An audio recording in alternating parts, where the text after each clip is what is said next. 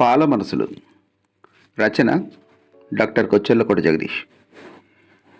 నా మటుకు నేను అలా తిరుగుతుంటే ఎవరో తలుపు దగ్గర చేరి రహస్యంగా నా అడుగుల సవ్వడి వింటున్నట్టు అనిపించింది.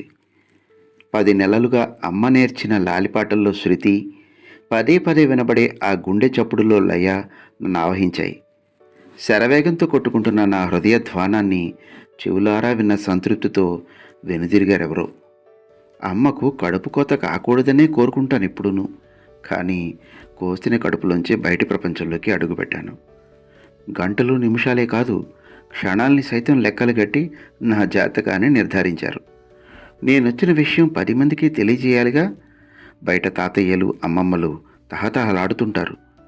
కెవ్వున కేకలెడుతూ వారి నవ్వుల్ని చూస్తున్నాను. నా ఒంటి మీద ఇంకా అమ్మవాసన మిగిలే ఉంది. అదంతా తుడిచేసి ఏవో కొత్త బట్టలు తొడిగారు.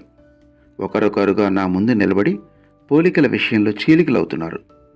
నేను నాన్నంత అందంగా ఉన్నానంటూ పొగిడేవాళ్లే గాని అమ్మతో బంధం గురించి ఎవరూ మాట్లాడరే. ఇహ లాభం లేదని దొంగ ఏడుపు ఒకటి మొదలెట్టాను. గది కోడలని ప్రతిధ్వనిస్తున్నాయి. అరే, నేను ఏడుస్తుంటే నవ్వుతారే. ఎదుటివాడి ఏడుపులకు నవ్వాలి అన్న సత్యాన్ని బాల్యం నుంచి అలవాటు చేస్తారా? మెత్తటి వలువల్లో చుట్టబెట్టిన నన్ను పూల చెండులా పొదిగి పట్టుకుని అమ్మ పక్కలో పడేశారు.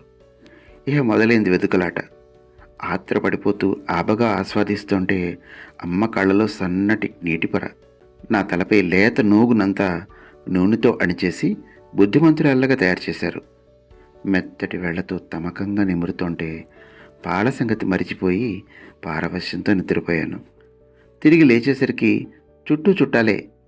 గది మొత్తం కానుకలతో నింపేశారు.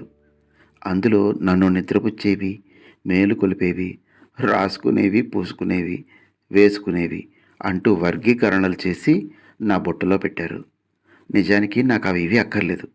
నిదానంగా కొట్టుకునే అమ్మ గుండె సబ్బడి, నిమ్మళంగా వినబడే కమ్మని పాట, కాసిని పాలు, బోలెడన్ని మురిపాలు, ఇవి చాలు. పాల మనసులు. రచన కొచ్చెల్లకోట జగదీష్.